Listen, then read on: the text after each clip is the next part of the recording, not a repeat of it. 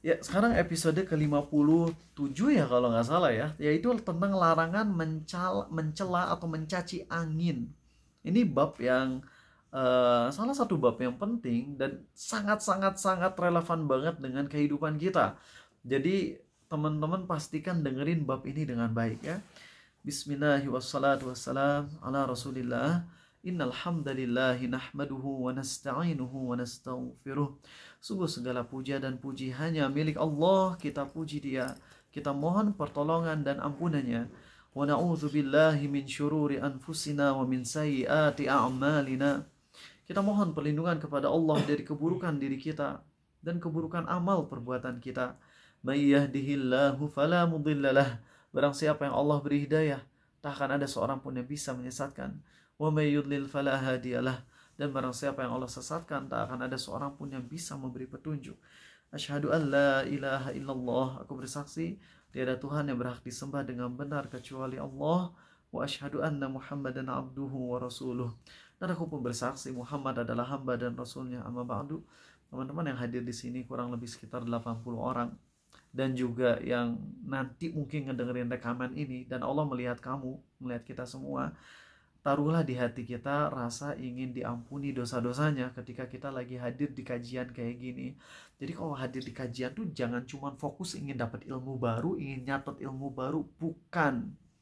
Karena mau dapat ilmu baru mah sekarang ngapain datang ke sini kalian? Ya, ngapain nge-zoom? Tinggal baca aja rangkuman dari bab tauhid ini 5 menit beres. Ya, jadi gak usah ikut kajian, tinggal dengerin aja. Nanti biarin kalian ikut kajian, kalian ngerangkum, nanti tinggal baca rangkuman, beres, dapat ilmu. Jadi ngapain kalau misalnya sekedar ingin dapat ilmu baru, tapi kita ingin kajian. Yang paling utama adalah kita ingin dapat cinta Allah, dapat ridho Allah, dan ingin diampuni dosa-dosanya oleh Allah. Jadi kalau rubah mindset kita saat ikut kajian tuh, karena betapa masih sering ngelihat orang, coba gini ya, kalau kalian datang di depan raja, yang mana raja ini dari 20 orang yang datang di hadapan raja, raja akan ngasih uang 1 miliar ke yang paling beradab. Kira-kira posisi kalian di depan raja kayak gimana? Pasti kalian akan sebaik mungkin adabnya, seserius mungkin. Gak akan ada yang berleha-leha atau pandangan mata kosong lihat gini-gini. Nah sekarang kita ditawarin oleh Allah sesuatu yang lebih agung, yaitu hidayah, ampunan, kasih sayang, jalan keluar dari segala macam masalah. Maka kalau kita lagi duduk di majelis, ingat sama hal-hal tadi. Ini hati kita tuh akan lebih plong gitu, ya Allah.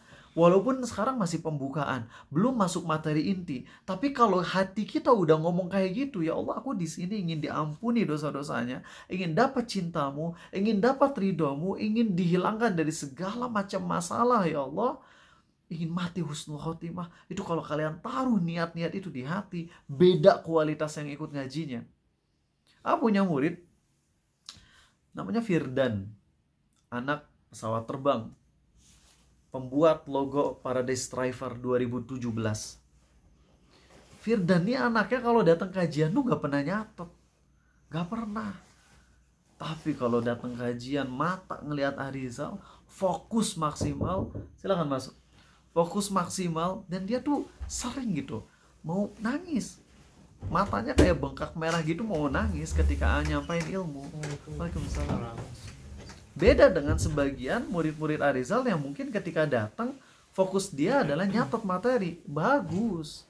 Nggak bilang salah nyatet materi. Bahkan ada momen dimana orang yang nyatet materi lebih bagus daripada Firdan dari sisi nyatet materinya. Tapi yang mau tekankan ke kalian tuh adalah lihat bagaimana besarnya rasa ingin diampuni Allah, ingin diberkahi Allah, ingin diridhoi oleh Allah, sehingga ketika kajian tuh bener-bener fokus banget, serius banget. Dan emang beda kualitasnya, hidayahnya lebih terjaga. Ada murid Arizal yang ketika datang nyatet, tapi Masya Allah, ya setelah beberapa bulan, beberapa tahun, ya hilang gitu. Hilang dari lingkungan kajian, gak ikut kajian sama Arizal, gak ikut kajian sama yang lain.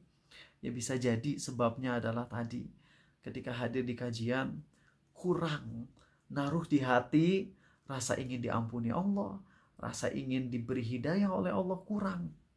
Yuk, mari kita ubah mindset kita. Sekali lagi, kalau lagi hadir duduk di kajian tuh langsung ngomong aja, ngomong di hati ke Allah langsung. Allah tahu isi hati kita. Wa asirru qaulakum aw ijharu bih. Sembunyiin ucapan kalian di hati atau diucapin di mulut. Innahu alimum bidzatis sudur. Allah tahu isi hati kita. Ya.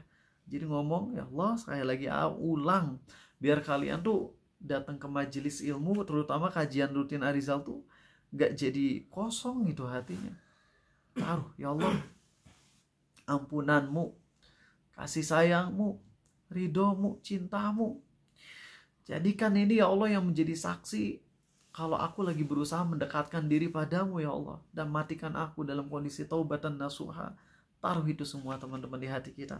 Oke, kita sekarang langsung masuk ke materi dulu sebelum nanti di bagian akhir masuk ke tazkiyatun nafs semampu Arizal. Kita akan bahas materi larangan mencela angin. Larangan mencela angin. Ya. Ngomong-ngomong di dunia tuh ada berapa elemen sih? Yang suka nonton Ang. Aang siapa? The Legend of Aang dah. Ada berapa sih elemen yang disebutin di Ang deh? 6 ya? Ini kita bukan lagi nyebutin sihir-sihirnya, cuman pengen tahu elemen aja, elemen yang diakui itu berapa? 4 kayaknya deh. 4. Ya. Apa aja? Angin, air, api, udara. Ya. Angin kan udara. Tanah ya, tanah. Kalau fisika ada 6 ya. Rizal apa lagi, Zal? Anak fisika ya. Besi ya mungkin ya. Apa lagi tuh? Bisa sebutin itu. Jadi teman-teman, di dunia ini Allah ciptakan berbagai macam elemen ya, berbagai macam benda-benda yang memang Allah ciptakan itu untuk kita. Oh, plasma. Oh, bahasanya serem ya, plasma gitu ya. Jadi ada macam-macam nih ya. Di Naruto ada tambahan elemen cahaya dan kegelapan. Aduh, ngaco kabeh ya, korban-korban wibu ya. Oke, jadi memang disitulah ya kita paham bahwasanya Allah ciptakan alam semesta ini dengan sangat luar biasa. Dan di alam ini, Allah ciptakan alam ini tujuannya adalah untuk kita manfaatkan sehingga kita bisa menjalankan hidup kita untuk beribadah kepada Allah. Allah berfirman, "Huwallazi khalaqalakum ma fil ardi jami'a." Dialah Allah yang menciptakan apa yang ada di bumi itu untuk kalian. Dan ini tentunya bukan hanya di bumi aja, tapi semua yang ada di alam ini yang emang bisa ngasih manfaat ke manusia, itu Allah memberikan kita itu untuk kita manfaatkan agar kita beribadah pada Allah. Kalian sebut aja apa yang ada manfaatnya buat kita, itu tujuannya biar kita ingat sama Allah. Nanti di bagian akhir Api nyebutin tentang masalah angin secara spesifik, kegunaan angin yang luar biasa. Cuman kalian harus tahu ya bahwasanya benda-benda tadi yang kita sebutin, api, angin, air, tanah dan sebagainya, itu tuh nggak punya kehendak. Dia nggak punya kehendak. Dia adalah benda mati, gak punya perasaan, gak bisa bergerak sendiri, Maka dalam agama kita ada satu kaidah penting, yaitu benda-benda yang tidak memiliki kehendak berarti gak mungkin salah. Karena gak mungkin salah, maka kita tidak boleh mencela benda tersebut. Ulang ya, ini kaidah yang sangat penting banget. Benda-benda mati yang gak punya kehendak, maka dia gak mungkin bisa salah. Karena gak mungkin bisa salah, maka kita tidak boleh mencela atau menyalahkan dia. Kalau manusia, jin bisa salah. Maka kalau manusia ngelakuin kesalahan terus kita salahin, boleh nggak? Boleh. Apalagi untuk memperbaiki diri ya, untuk ngasih nasihat, jelas boleh. Tapi kalau benda mati nggak bisa salah, maka ini termasuk kerusakan tauhid ketika ada anak kejedot pintu langsung dipukul pintunya sama orang tuanya. Dasar pintu nakal. Ini bahaya teman-teman, sangat berbahaya. Kita mah nganggap itu sepele, tapi itu bahaya banget merusak tauhid. Karena dari situlah terbentuk mental nyalahin hal-hal yang gak punya kehendak. Nah, jadi di sini Nabi kita SAW bersabda, "La tasubbur rih wa idza ra'aitum ma takrahun Faqulu Allahumma inna nas'aluka min khairi hadhihi ar-rih wa khairi ma fiha wa khairi ma umirat wa na'udzubika min syarri hadhihi ar-rih wa syarri ma fiha wa syarri ma umirat bih. Nabi kita sallallahu alaihi wasallam bersabda, janganlah kamu mencaci angin apabila kamu melihat sesuatu yang tidak menyenangkan dari angin, maka berdoalah, ya Allah, sesungguhnya aku memohon kepadamu kebaikan angin ini, kebaikan yang ada di dalamnya, serta kebaikan yang kau perintahkan ia. Dan kami berlindung kepadamu dari keburukan angin ini, keburukan yang ada di dalamnya, serta keburukan yang engkau perintahkan kepadanya. Bukan berarti Allah buruk ya, tapi buruk di sini maksudnya adalah dari sudut pandang kita. Kayak gini, penyakit itu baik atau buruk sih? Buruk dari sudut pandang kita kan. Dan siapa yang mentakdirkan penyakit-penyakit itu nemplok di kita? Allah yang menggerakkan kan. Dan kalau misalnya Allah nggak menggerakkan mah nggak akan sakit asli. Ada orang yang dekat sama orang yang kena kemarin apa virus corona ya, dekat banget tapi nggak ada masalah tuh, nggak ikut sakit. Nah orang yang nggak kena penyakit corona padahal udah deket banget tanpa masker, ya deket banget ngobrol deket tapi nggak kena corona, dia sayangnya sebagian orang malah jadi salah sikapnya ketika dekat sama orang yang kena corona, dekat face to face tapi dianya nggak kena corona sama sekali, langsung dia bilang tuh kan corona nggak ada. Ya ini salah, konsepnya bukan gitu. Harusnya ketika dia ternyata nggak kena corona, dia syukur ke Allah yang udah melindungi dia. Dan harusnya dia juga istighfar karena kekurangan dia dalam ikhtiar menjaga diri dari penyakit. Gitu harusnya. Sebagaimana ya penyakit-penyakit yang lain. Nabi kita SAW menyuruh larilah dari orang yang kena penyakit lepra atau kusta sebagaimana kalian lari dari singa. Jadi kalau ada orang kena penyakit kusta, penyakit kulit ya kusta, ya nggak sih kusta kulit ya, itu kita harus ngejauh lari sejauh-jauhnya. Tapi ada momen di mana Nabi kita SAW malah memegang tangan orang yang kena kusta, dipegang kita, pegang. Nah itu gimana sih ulama menjelaskannya? Tadi Nabi SAW nyuruh untuk lari, tapi beliau sendiri malah megang. Maka jawabannya gini, defaultnya kalau ada orang yang punya penyakit menular kita harus menjauh lari. Tapi ketika ada suatu kepentingan, keperluan yang mendesak, yang mana kita harus dekat sama dia, ya mau gimana lagi? Sambil tawakal ke Allah, sambil ikhtiar menjaga diri dari terkena penyakit tersebut sebaik mungkin, sambil tetap bantu. Kayak di sini ada teman kita, siapa namanya? Lupa. Dari UI ya, salah satu anak grup dari UI. Ibunya qadarullah meninggal karena corona. Dan pada saat itu ayahnya juga kena corona. Yang bisa ngejaga cuma anaknya. Ya mau gimana lagi, anaknya kan harusnya kalau kena corona harus ngejauh semua. Tapi kalau nggak ada yang ngurus ya ibunya mati nanti kan kalau misalnya nggak diurus. Akhirnya anaknya tetap ngurus, mau gimana lagi. Ya, sambil tawakal ke Allah, walaupun akhirnya meninggal juga, tapi anaknya udah dapat pahala karena udah mengurus ibunya. Nah di situ teman-teman ya. Oke, jadi untuk mencela angin ada 3 hukum. Ya, mencela angin hukumnya ada 3. 1,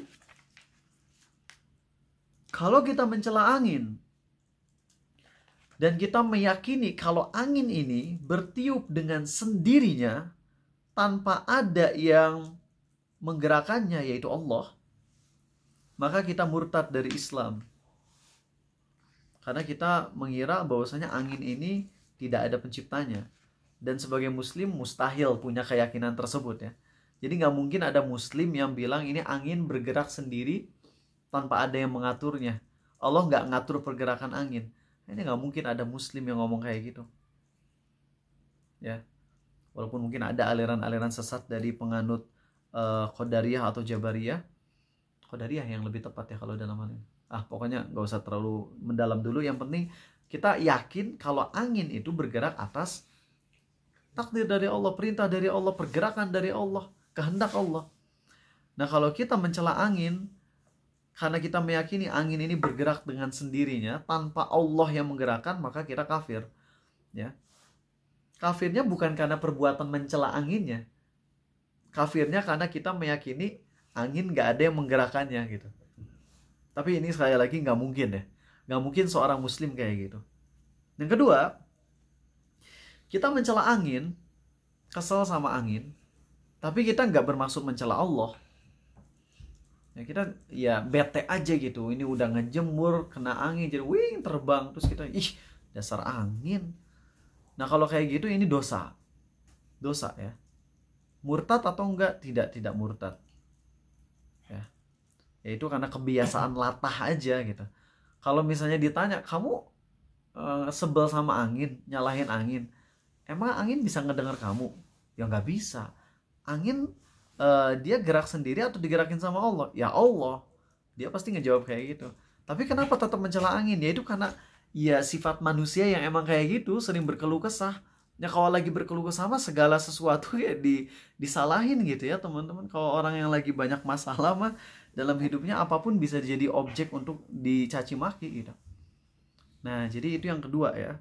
Itu mencela angin tanpa bermaksud mencela Allah, itu dosa, tetap dosa. Tapi tidak kafir, tidak murtad dari Islam. Adapun yang ketiga, kita hanya menceritakan kejadian yang berhubungan dengan angin. Ya. Contohnya, angin topan menghancurkan rumah-rumah. Kita nggak lagi mencela angin, kita cuma ngasih berita aja yang sifatnya netral gitu. Walaupun itu adalah keburukan dan kita sedih, tapi kita bukan lagi mencela angin, kita cuma lagi ngasih tahu kondisi ya. Angin topan di Cimahi membuat motor-motor pada berjatuhan misalnya kayak gitu. Nah kalau kayak gini cuma ngasih berita ini nggak ada masalah. Oke, tadi hampir aja lupa. Perlu ingatkan di sini teman-teman. Tadi kan di dalam doanya ada lafaz gini. Kami berlindung kepadamu ya Allah dari keburukan angin ini, keburukan yang ada di dalam angin ini, serta keburukan yang kau perintahkan padanya. Nah, jadi di sini yang pingin kalian paham, Allah tidak buruk. Jadi maksud kalimat keburukan yang kau perintahkan kepada angin, itu maksudnya keburukan dari sudut pandang manusia. Sebagaimana penyakit, tadi lupa untuk ngejelasin sampai detail ya. Alhamdulillah Allah ingatkan. COVID itu buruk atau baik dari sudut pandang kitanya? Buruk. Dan ketika Allah perintahkan virus-virus untuk masuk ke tubuh sebagian orang, dari sudut pandang kita tetap buruk. Dari sudut pandang manusia itu adalah hal yang buruk. Karena sakit itu buruk. Tapi Allah memberikan tanda kutip keburukan itu yang versi dilihat dari kita, pasti ada hikmahnya. Dan hikmah dari Allah itu pasti baik. Sebagaimana orang yang sakit, ya itu buruk bagi dia, tapi hikmah dari sakit itu besar banget. Hikmah dari sisi duniawinya doang, ekonomi berputar. Ada orang yang kerja di bidang farmasi, ada dokter yang nanti dapat gaji dari sana. Gitu. Nah itu kebaikan-kebaikan duniawinya. Tapi kalau kita ngebahas kebaikan duniawinya doang, potensinya akan saling mencela ya nggak sih? Dokter-dokter farmasi itu tukang bisnis gitu ya. Akhirnya mereka dicela gitu. Maka kita harus bahas dari sisi syariatnya juga, yaitu penyakit-penyakit tadi itu banyak banget kebaikan dari sisi syariatnya. Ketika Regan sakit, Aan nengok Regan, apa yang terjadi dengan Aan? Sakit bukan gitu. Dari sisi syariatnya gini kan, kalau Aan nengok Regan, Aan didoain 70.000 malaikat kan. Regan sakit, Aan nengok di pagi hari, itu akan didoain 70.000 malaikat agar Allah ampuni Arizal sampai sore. Dan kalau kita lagi nengok orang, itu tuh Allah dekat sama kita. Sehingga kalau kita lagi nengok orang, coba banyak-banyak doa. Jadi kita nengok, misalnya Arizal datang ke rumah Regan gitu ya, untuk nengok Regan. Nengoknya mah paling 5 menit, habis itu kan diam dulu ya, jangan ngobrol sama saya. Sehingga tuan rumah gitu Arizal. Kenapa? Mau doa dulu ke Allah yang banyak. Ngedoain saya ya ayah. Enggak, jangan GR kata Arizal. Karena doanya buat diri sendiri. Karena kalau kita lagi nengok orang, itu tuh Allah dekat sama kita, sehingga doa kita akan lebih diijabah. Ya kita datang ke orang gitu ya, kalau bisa jangan tangan kosong gitu. Beli jeruk kayak 5 kilo, kasih 1 kilo, 4-nya bawa pulang gitu ya. Nah pokoknya kita kasih oleh-oleh gitu, senengin dia. Habis itu kita ngobrol sebentar, jangan terlalu lama. karena takutnya dia keganggu. Kecuali kalau orangnya emang senang ditungguin lama ya. Jadi defaultnya kalau kita nengok orang jangan lama-lama. Jangan lama-lama, apalagi kalau udah bestie itu bahaya kalau udah nengok orang gitu. Di rumah sakit nanti si pasiennya disuruh di lantai gitu ya. Teman-temannya yang malah duduk di kasur pasiennya. Itu kalau udah teman dekat tuh suka kayak gitu, emang kurang asem jadinya. Nah, kalau datang ke pasien itu kita kasih hadiah, kasih makanan atau apa kayak. Terus kita ngobrol sebentar, habis itu kita banyak-banyak doa ke Allah gitu ya. Kalau teman kita syukur-syukur kita bisa jelasin, aku boleh nggak izin 3 menit ya, pingin doa dulu ke Allah nih, mumpung lagi dekat sama orang sakit, dekat sama kamu, saya pingin banyak doa untuk kebaikan kamu dan kebaikan saya juga. Nah kayak gitu teman-teman, didoain 70.000 malaikat, doa-doa diijabah, itu baik atau buruk? Baik. Jadi takdir Allah mentakdirkan teman kita sakit, mentakdirkan virus kena ke dia, itu buruk. Tapi di balik keburukan itu banyak banget hikmah kebaikan yang kita dapatkan. Makanya, jadi ketika kita baca doa atau ada kalimat-kalimat, ya Allah aku berlindung kepadamu dari keburukan angin ini, keburukan yang kau perintahkan kepadanya. Tolong jangan kita di otak kita langsung ingat Allah buruk ya. Karena Allah gak punya keburukan. Allah gak punya keburukan.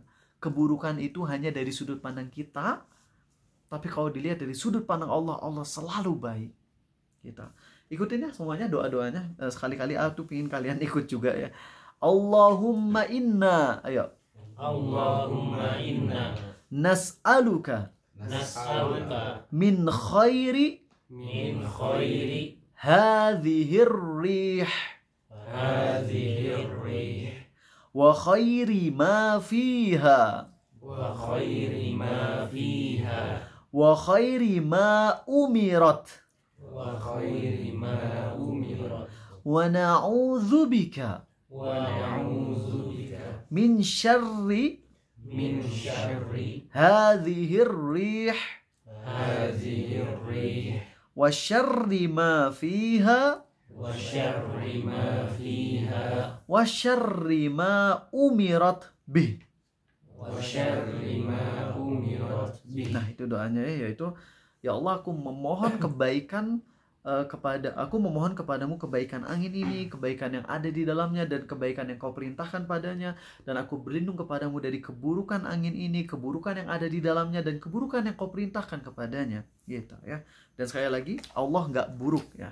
Itu penting loh, karena kalau kita nggak ngejelasin itu, terutama kalian yang baru ikut kajian masuk, bisa bahaya ya, karena takutnya nanti ngira bahwasanya Allah buruk, memerintahkan yang buruk gitu. Oke, bismillah. Oke teman-teman, sekarang kita akan ngebahas, tadi udah tahu kan hukum mencela angin ada berapa? 3 ya, udah ya. Nah sekarang kita akan bahas beberapa hal tentang angin teman-teman. Oke, angin. Yang pertama, fungsi dari angin yang Allah beritakan ke kita dalam ayat-ayatnya, ya, pertama adalah sebagai rahmat untuk manusia. Angin itu adalah pembawa rahmat buat manusia.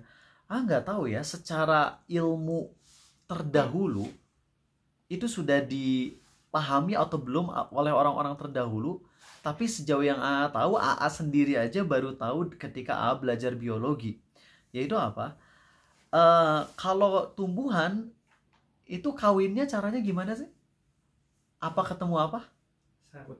Putih ketemu? Benang sari, serbuk sari atau benang sari? Ada juga ya sumber sari. Teman merek kerupuk atau sumber sari, ya Allah. Ini benang sari ya. Makasih ya, akhi. Benang sari ketemu sama putik. Yang cowok tuh mana?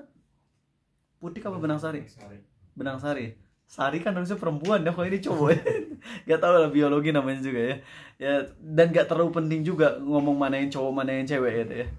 Nah, sejauh yang AA tahu ya teman-teman, AA baru tahunya sekarang gitu, bahwasanya itu benang sari dan putik itu kan kalau gabung nantinya bisa terjadi pembuahan, betul ya. Dan itu siapa yang mengawinkan benang sari dengan putik? Itu tuh angin teman-teman. Angin. Kalau nggak angin apa? Lebah ya. Dan ini Allah sebutkan di dalam Al-Quran, teman-teman. Yang mana mungkin orang-orang terdahulu ya, mereka yang nggak paham biologi, mereka nggak akan terlalu paham tentang ini. Ya, kenapa buah tanaman bisa jadi berbuah dan sebagainya, mereka nggak paham. Tapi Allah sebutkan di surah Al-Hijr, wa arsalnar riha lawaqiha. Allah berfirman, dan kami, yaitu Allah, meniupkan angin untuk mengawinkan. Coba, ini salah satu hal yang amazing banget kita.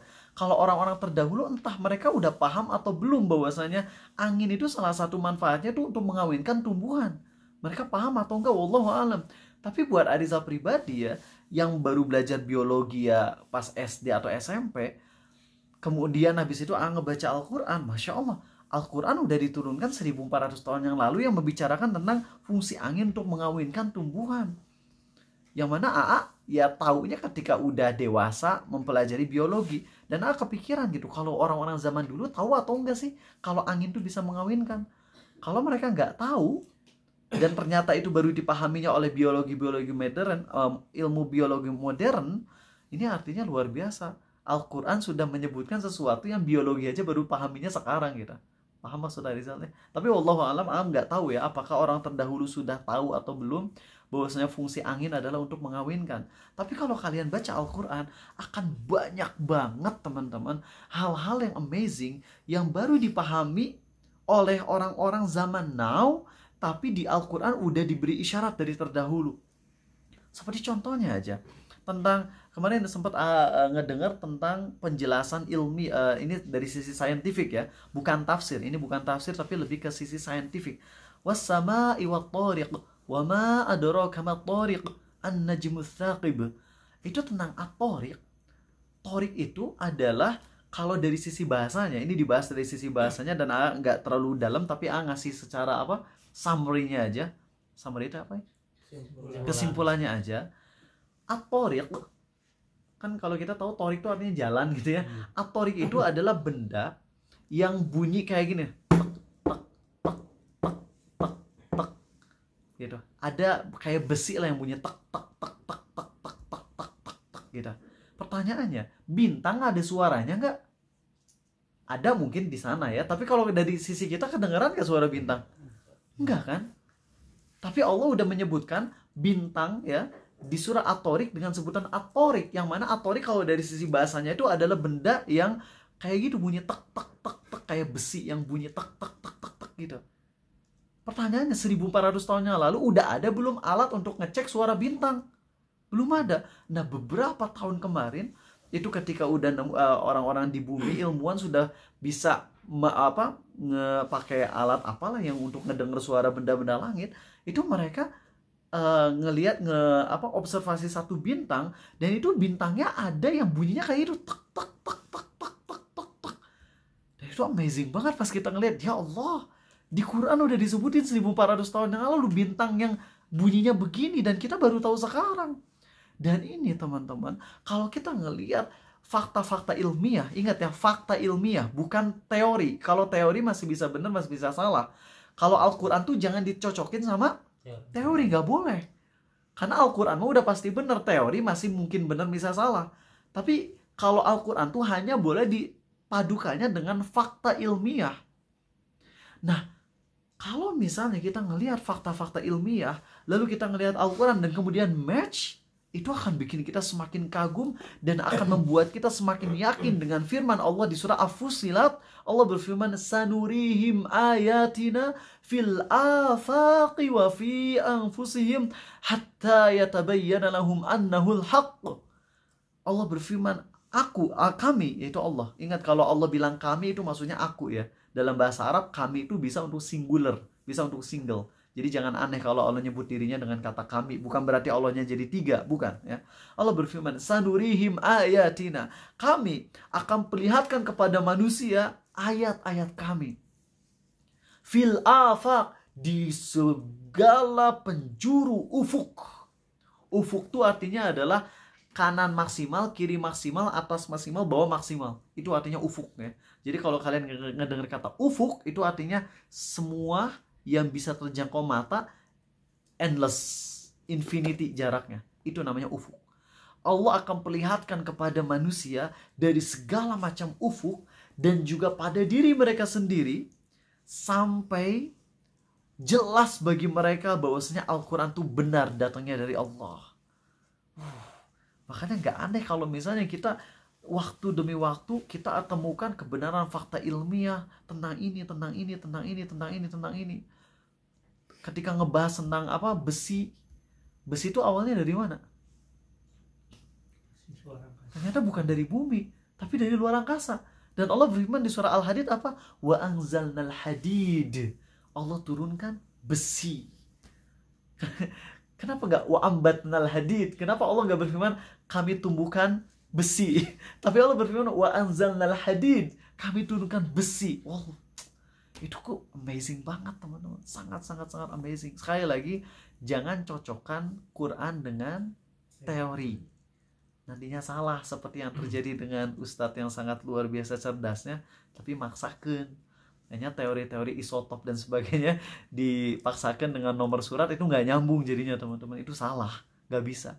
Al-Quran hanya bisa dipadukan dengan fakta ilmiah tentang USG, tentang bagaimana asalnya sperma, kemudian jadi gumpalan darah, kemudian jadi gumpalan daging, yaitu 40 hari, yang mana itu ternyata bisa ditemukan ketika sudah ada alat untuk mendeteksi rahim ibu, pakai apa, sinar Y, apa? Sinar X ya?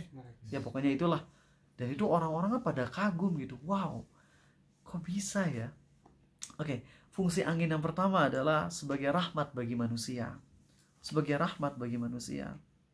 Dan ini teman-teman, ketika kita ingat dengan fungsi angin sebagai rahmat bagi manusia, yaitu mengawinkan tumbuh-tumbuhan, dengan dikawinkannya tumbuh-tumbuhan itu akhirnya tumbuhlah buah-buahan yang mana kita bisa makan darinya. Kita jadi ingat gitu, semua yang kita makan ini atau dominannya terutama buah-buahan ya, dan tanaman manapun yang mana emang itu tumbuhnya yang bisa kita konsumsi itu adalah sebabnya gara-gara angin, itu berarti kita langsung ingat sama Allah yang meniupkan angin untuk akhirnya jadi tanaman-tanaman ini tumbuh dan kita bisa makan darinya. Makanya kalau kita lagi makan, usahain coba merenung gitu sesekali.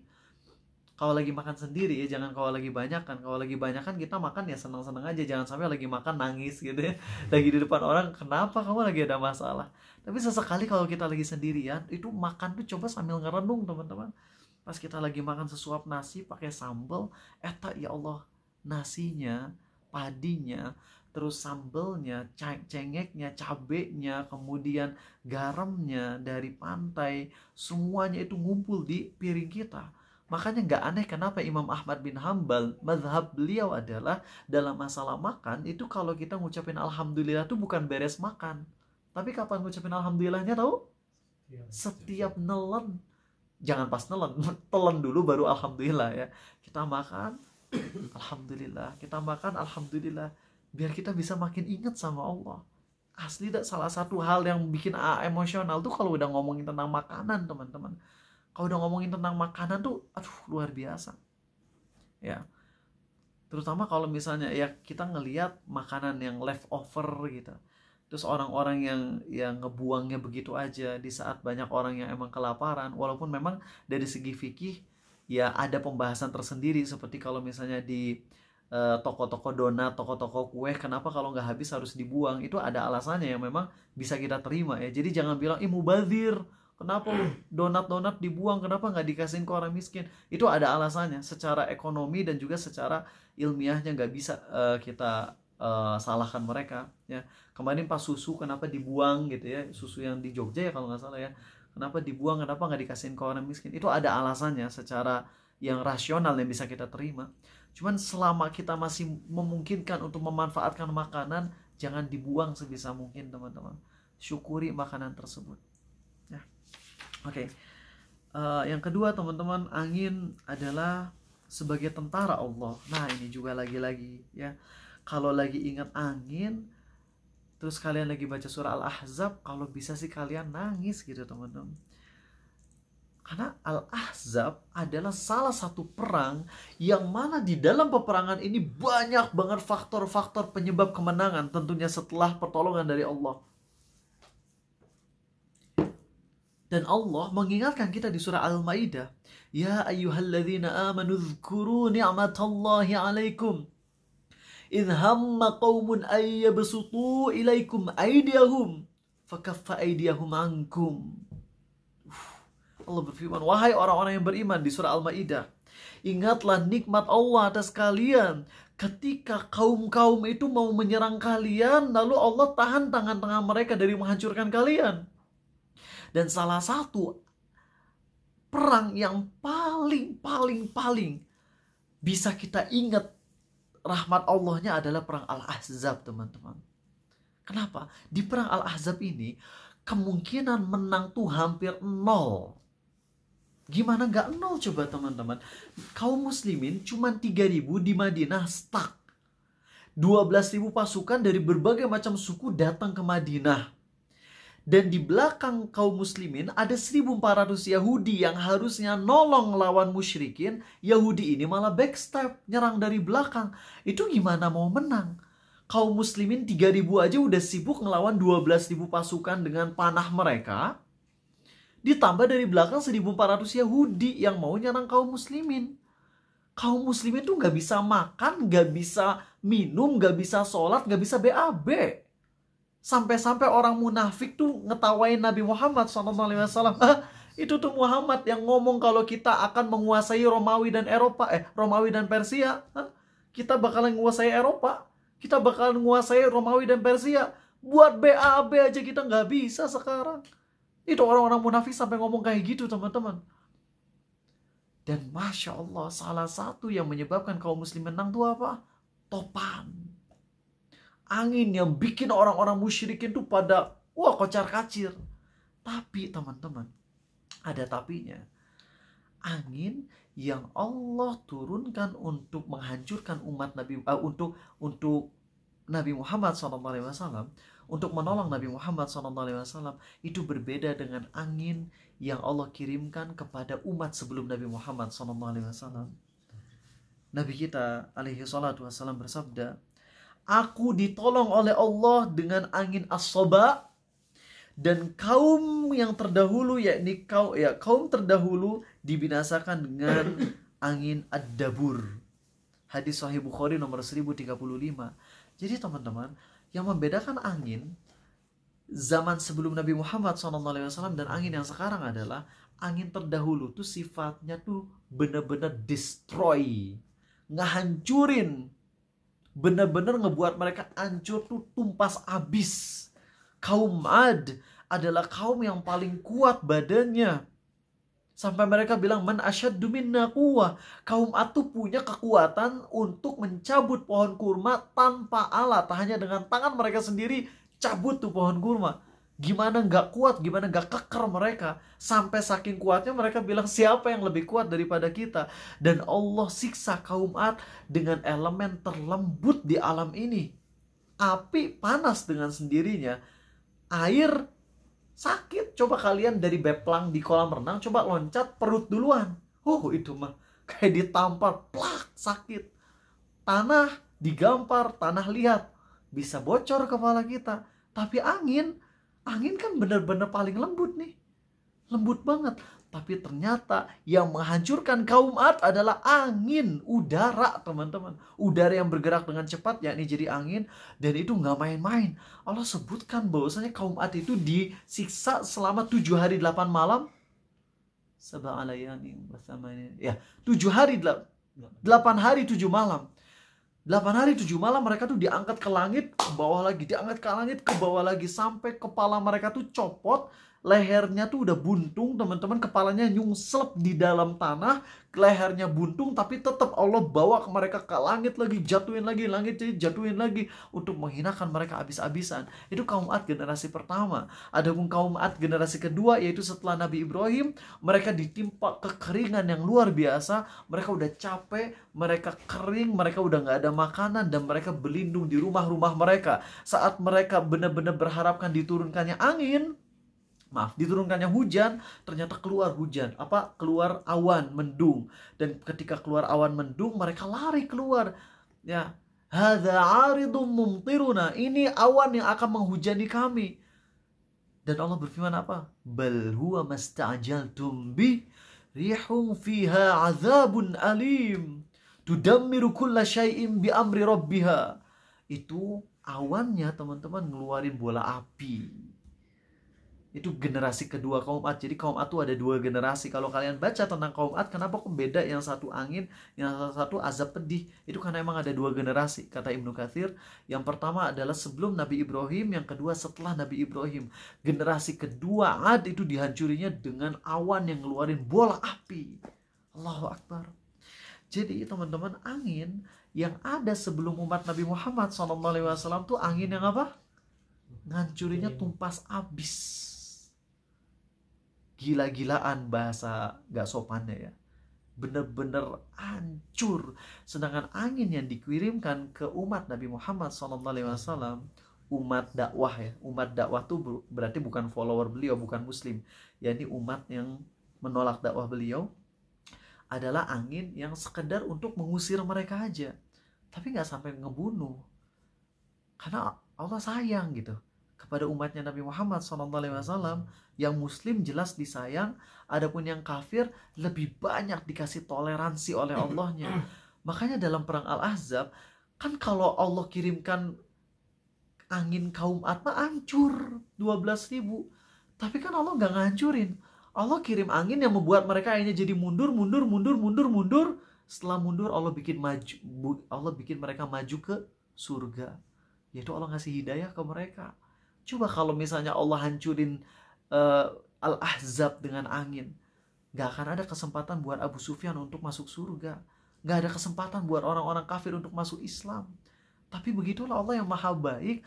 Allah kirimkan mereka angin, tapi gak sampai menghancurkan mereka. Allah bikin mereka tetap bisa kembali kepadanya untuk taubat. Jadi angin ini adalah tentara Allah, tapi tentara yang Allah kirimkan untuk umat Nabi Muhammad SAW adalah tentara yang gak sampai membinasakan mereka, tapi sekedar menghalangi mereka dari bermaksiat, lalu kemudian Allah bimbing mereka untuk masuk Islam. Masya Allah, itu adalah kasih sayang dari Allah. Itu rahmat dari Allah, teman-teman. Nah, kapan kita berdoa dengan doa yang tadi, Allahumma inni as'aluka khairi hadhir rih wa khairi ma fiha wa khairi ma umirat bih. Itu kita membacanya kalau kita melihat angin yang sudah sifatnya itu mengerikan ya. Walaupun ada potensi untuk membunuh juga angin, tapi nggak separah kaum Ad ya. Pas kemarin di Cimahi ada angin yang itu, ada yang meninggal nggak?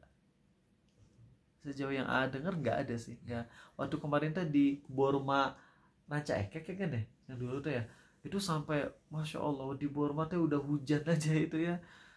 Enak buat dijarah itu ya, produk-produknya nggak tahu ada yang diambilin atau nggak sama para pencuri. Tapi itu sampai sehancur itu tuh Borma. Tapi alhamdulillah sejauh yang dengar sih nggak ada gitu, nggak ada korban jiwa. Kalau luka-luka mungkin ada, tapi jiwa enggak. Nah, jadi kalau kita ngelihat angin yang sifatnya udah sangat menakutkan, baca doa tadi. Dan teman-teman, Nabi Muhammad itu SAW salah satu yang bikin beliau stres itu kalau udah mendung, teman-teman.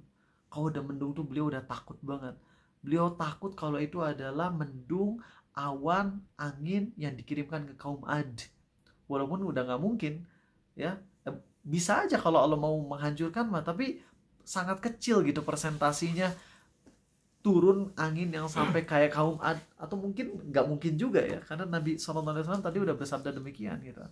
Tapi tetap aja masih mungkin untuk bisa menghancurkan, mungkin membunuh 1-2 orang. Nah, saat itulah kita baca doa tadi sungguh-sungguh ya. Jadi kalau ngelihat angin gelap sebelum hujan tuh, kalau bisa kita takut. Kita langsung ngomong, ya Allah, ini gelap, ini angin, aku takut ya Allah kalau ini akan diturunkan azab sebagaimana ya kami udah banyak dosa ya Allah. Bisa aja ini azab yang kau turunkan sebagaimana kau dulu menyiksa kaum Ad.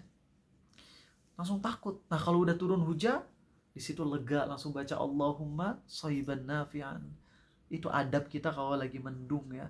Contoh Nabi SAW yaitu beliau takut, beliau yang ngerasa serem gitu. Oke, barakallahu fikum. Ini pembahasan tentang angin, teman-teman, dan pengen ngebahas kemarin tuh udah ngebahas tentang surat Yusuf ya. Masih ingat gak terakhir ngebahas tentang surat Yusuf, yaitu tentang Zulaikha yang awalnya yakin bisa memenjara Nabi Yusuf, tapi Zulaiha keyakinannya nurun ketika berniat untuk apa? Menjatuhkan Nabi Yusuf. Kalau menjarain oke, gue bisa, tapi untuk menghinakan langsung mulai ragu tuh Zulaiha ya. Dan di situ kita bisa ngelihat dari struktur ayat, dari lafaz di mana Allah berfirman tentang ucapan Zulaiha, la yusjananna wa la yakunam minas saghirin. Padahal kalau mau yakin harusnya lafaznya nggak gitu, harusnya la yusjananna wa la yakunanna minas saghirin. Tapi Zulaiha ngomongnya nggak gitu. Zulaiha ngomongnya la yusjananna wa la yakunam minas saghirin. Di situ ada penurunan keyakinan pada Zulaiha ya terhadap apa yang dia lakukan kepada Nabi Yusuf. Jadi bahasa simpelnya gini, aku bisa menjarain Yusuf, yakin 100% bisa, gue punya power. Tapi untuk menghinakan Yusuf, aku akan nyoba deh. Tapi kayaknya nggak bisa yakin banget kalau Yusuf bakalan hina di dalam penjara. Dan bener aja kan, Nabi Yusuf ternyata nggak hina di penjara. Justru di penjara itu semakin mulia. Itu udah kita bahas. Nah nanti insya Allah akan kita bahas di pekan depan tentang bagaimana Nabi Yusuf dakwah di penjara, tentang bagaimana kelembutan Allah yang memberi kebaikan kepada penghuni penjara lewat Nabi Yusuf. Itu kita bahasnya di pekan depan ya. Sekedar mengingatkan aja karena udah 2 minggu kita belum bahas lagi tentang surat Yusuf. Adapun sekarang lebih pengen ngasih nasihat buat kita-kita yang imannya lagi ngedrop teman-teman. Yakin buat kalian yang pernah hijrah, kalian pasti ada rasa rindu dengan awal-awal hijrah. Karena masa-masa awal hijrah itu indah. Di saat hati kita lebih mudah untuk menerima nasihat, di saat kita lebih gampang untuk nangis, di saat kita lebih mudah untuk tersentuh dengan ayat-ayat Allah. Tapi teman-teman, yang namanya orang drop iman setelah hijrah tuh pasti. Itu tuh pasti. Orang di awal hijrah dia bisa nangis saat lagi ibadah, dia biasa sedih, bisa kesentuh. Tapi setelah berlalu 1, 2, 3 tahun, rasa sedih itu udah hilang. Rasa khusyuk saat ibadah tuh hilang. Dan itu wajar dimiliki oleh semua orang yang pernah hijrah. Tapi sikap manusia terbagi menjadi 2. Ada yang bilang, aduh saya rindu dengan masa-masa awal hijrah. Lalu dia ya udah gitu aja, cuman ngomong aduh rindu dengan awal-awal hijrah, tapi tanpa mengusahakan untuk balik lagi. Ada juga tipe yang kedua, yang ketika dia nyadar, ya Allah sekarang kok udah gak selembut dulu sih. Sekarang kok aku udah gak selembut dulu hatinya. Ketika ngedengerin Quran dulu bisa nangis, sekarang ngedengerin Quran biasa aja. Kok bisa kayak gitu? Nah setelah ngerasain gitu, dia doa ke Allah sungguh-sungguh. Baca surat ketiga ayat 8. Rabbana la tuzigh qulubana ba'da idh hadaitana wa hab lana min ladunka rahmah innaka antal wahhab. Ya Allah, anugerahkanlah kepada kami ya Allah. Jangan kau condongkan hati kami kepada kesesatan setelah engkau memberi hidayah kepada kami, dan karuniakanlah kami rahmat dari sisimu ya Allah. Sesungguhnya engkau adalah yang maha pemberi rahmat. Nah kalau kita ngerasain iman yang ngedrop, iman yang turun, usahain naik lagi. Dengan cara apa? Dengan cara doa sungguh-sungguh. Balikin amal soleh yang bisa kita lakukan semaksimal mungkin. Banyakin ngeluangin waktu untuk introspeksi. Manfaatin waktu-waktu yang kita sering kosong teman-teman. Terutama di motor tuh. 2 jam kita di motor, 3 jam di motor. Itu tuh jangan kita sia-siain. Teman-teman ingat, 3 jam di motor yang kita pakai rutin untuk ibadah kepada Allah, yaitu dengan kita istighfar atau kita murojaah Al-Quran, dan kita lakuin itu secara rutin, bisa jadi itu adalah yang membuat kita selamat dari neraka dan masuk ke surga Allah. Karena amal yang paling nyelamatin kita itu amalan yang rutin. Dan kita kalau misalnya ngandelin sekarang, apa sih amal soleh yang rutin kita lakuin yang spesial gitu di luar yang wajib? Apa? Maka saranin buat kalian kalau yang lagi di motor atau di kendaraan apapun yang mana itu biasanya kita ngeblank bener-bener 1,5 jam bolak-balik jadi 3 jam cuman di motor doang sambil gak ngapa-ngapain. Coba mulai sekarang ada target. Kalau lagi di motor itu dengerin kajian kek, atau kita zikir kek, atau kita murojaah Al-Quran, itu biasain. Dan sambil kalian biasain itu, sambil kalian ngomong, ya Allah Ini adalah amal yang aku usahakan untuk rutin aku lakukan. Jadikan ini penyebab aku mati dalam kondisi taubatan nasuha ya Allah. Sungguh-sungguh kalian ngomong kayak gitu ke Allah. Semoga Allah wujudkan cita-cita terbesar kita ya, yaitu mati dalam kondisi taubat dan syahid. Amin ya Allah. Oke, itu aja dari Rizal. Terima kasih teman-teman yang udah hadir. Kita masuk ke sesi tanya jawab. Masya Allah panjang banget. Oke. Baik. Wah, ini pertanyaan yang cukup panjang, pertanyaan yang rahasia ya. Tapi bacakan, tapi ini benar-benar dirahasiakan. Setahun yang lalu saya menikah, tetapi pernikahannya sah atau tidak ya Ustadz? Karena begini kasusnya.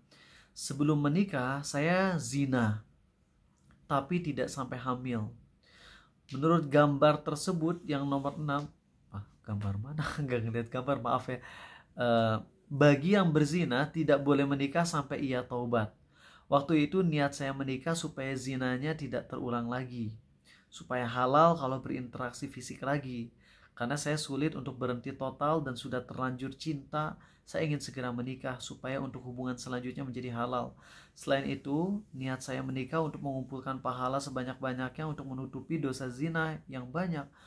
Ya, tetapi meskipun saya memiliki niat di atas, di H-5 sampai H-1 nikah pun saya masih berhubungan dengan calon suaminya. Gak ketemuan sih, hanya sebatas chat dan telepon, membahas tentang persiapan menikah. Apakah sikap saya tersebut sudah benar? Itu sudah termasuk tobat? Sahkah pernikahan saya? Mohon pencerahannya. Baik, jadi kalau misalnya udah zina sebelum nikah ya, maka itu harus istibro. Istibro itu artinya memastikan kalau perut itu kosong. Dan itu berapa waktunya? Sekat 1 kali haid. Dulu pernah bilang 3 kali haid, itu mah beda kasusnya kalau misalnya nikah cerai ya. Adapun kalau misalnya yang udah berhubungan badan ya, dan habis itu mau nikah, harus dipastikan dulu kalau perutnya kosong. Dengan cara apa? Dengan cara 1 kali haid dulu. Kalau udah haid baru di situ boleh nikah. Terus gimana kalau haid ternyata hamil? Karena ada kondisi orang yang lagi haid hamil, bisa ya. Orang yang lagi hamil tetap bisa haid, ada tapi jarang banget, jarang ya. Tapi bisa, itu mungkin ya. Ya kalau itu udah di luar kemampuan kita ya, yang penting kita udah ngikutin saran yang disebutkan oleh para ulama, yaitu memastikan kalau rahim kosong.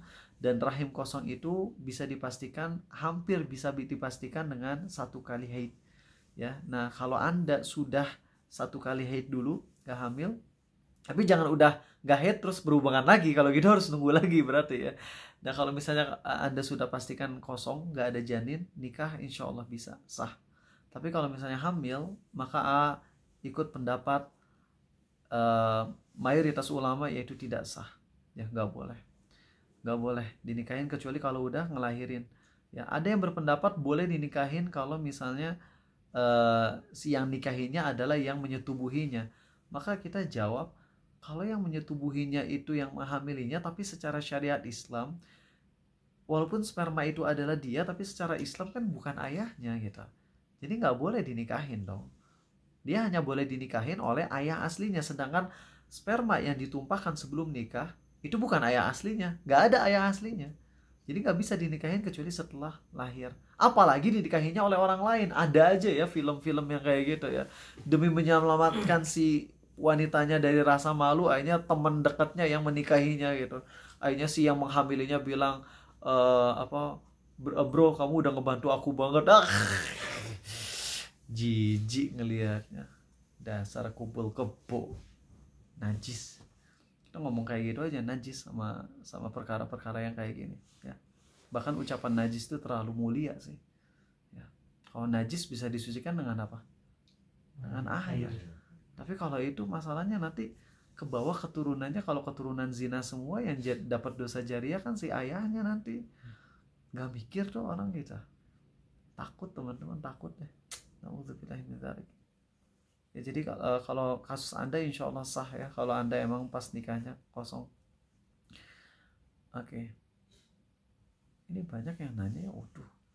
Anggapan kucing bisa melihat atau merasakan yang gaib itu benar atau tidak? Kucing saya kalau mendung takutnya minta ampun sampai sembunyi di kolong-kolong lemari. Tapi kalau sudah turun hujan dia biasa aja. Saya juga pernah melihat video tentang kucing bisa melindungi dari makhluk gaib. Apa-apaan ini. Apakah itu memang iya dan ada dalilnya? Enggak. Pertama enggak tahu ya dalil. Kalau penjelasan ulama juga enggak tahu tentang hal itu. Tapi kalau yang ada hadisnya mah sabda Nabi SAW tentang ayam yang bisa melihat malaikat dan juga tentang anjing yang bisa melihat setan. Itu iya benar. Karena ada hadisnya. Kalau ayam berkokok maka berdoalah kepada Allah karena dia melihat malaikat. Kalau nggak salah gitu ya lafaz hadisnya ya. Dan kalau ada malaikat kan rahmat Allah juga turun. Kalau anjing gogok kita berlindung kepada Allah karena dia melihat setan. Dan ini pernah dibahas ya dari sisi ilmiahnya. Nggak tahu ini udah fakta atau baru teori. Silakan kalian cek aja. Karena mau ini fakta atau teori, tetap yang pasti benar mah hadis. Hadis yang pasti benar. Adapun kalau ini penelitian ilmiahnya, wallahu alam ini udah jadi fakta atau udah jadi atau baru teori. Tapi anjing itu melihatnya kalau nggak salah dengan infrared, kalau nggak salah, ya. Sedangkan ayam tuh melihatnya dengan sinar apa gitu ya, yang mana pokoknya kalau dilihat dari spektrum atau apalah, nggak ngerti bahasa-bahasa begituan. Jadi pas banget ayam ngelihatnya malaikat karena malaikat terbuat dari cahaya gitu. Yang mana itu pas banget dengan penangkapan mata ayam yang bisa melihat cahaya gitu. Kalau anjing ngelihat setan dan itu pas banget karena setan terbuat dari api gitu. Wallahu alam kalau penjelasan itu benar-benar udah jadi fakta, lagi-lagi kita makin yakin dengan sabda Nabi SAW gitu. Ya. Pas banget gitu. Ayam ngelihat malaikat, anjing ngelihat setan gitu. Adapun kucing nggak tahu ya. Ya, kucing.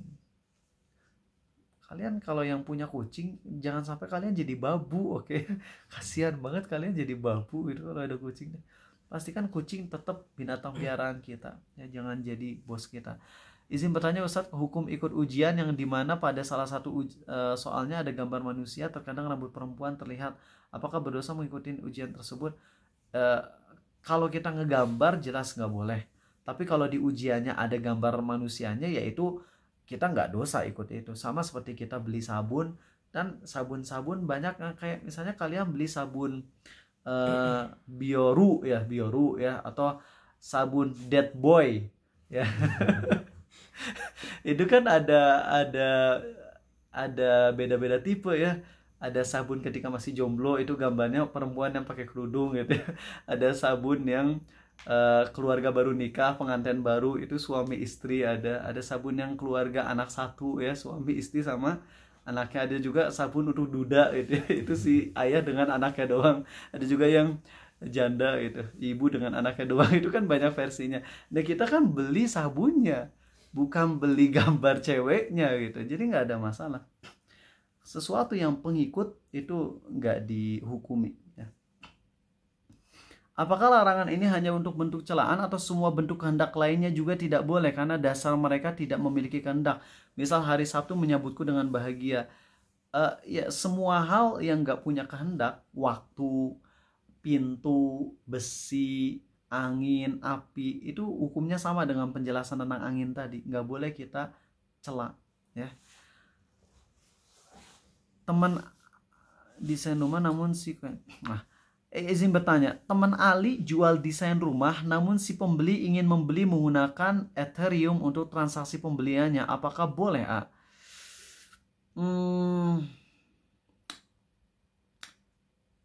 Agak susah ya, karena di Indonesia ini kalau mau jual beli harus dengan rupiah ya.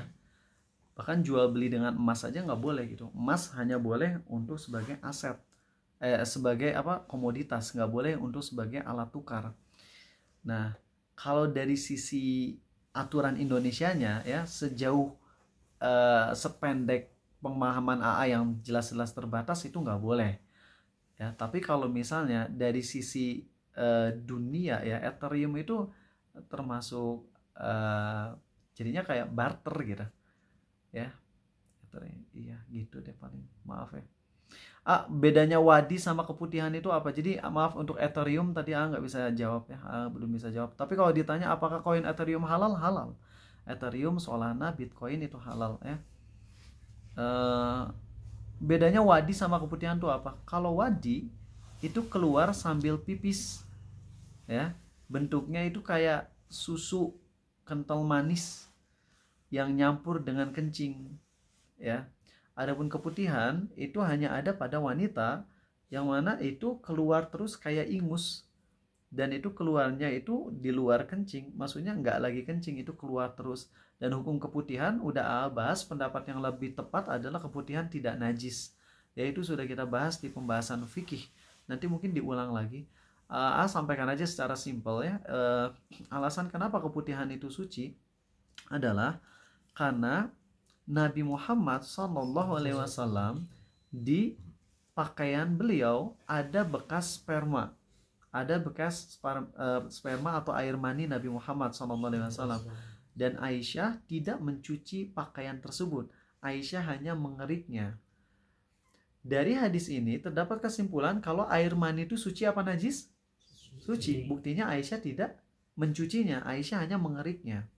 Dan kita harus tahu bahwasanya Nabi itu keluar air mani gak mungkin karena mimpi basah. Apalagi na'udzubillah masturbasi, mustahil, itu mustahil. Nabi itu hanya keluar air mani kalau berhubungan dengan istrinya.